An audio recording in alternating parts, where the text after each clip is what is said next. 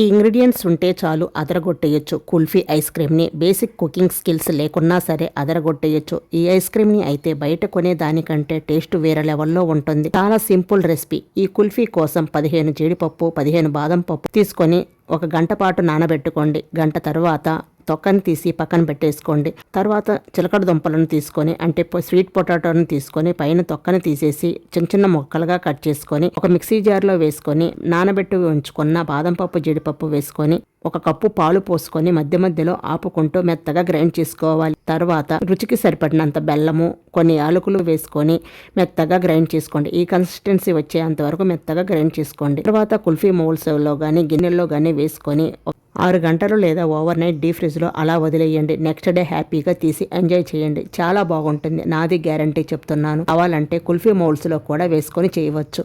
Video నచ్చితే like share subscribe చేసుకోండి. Thank you.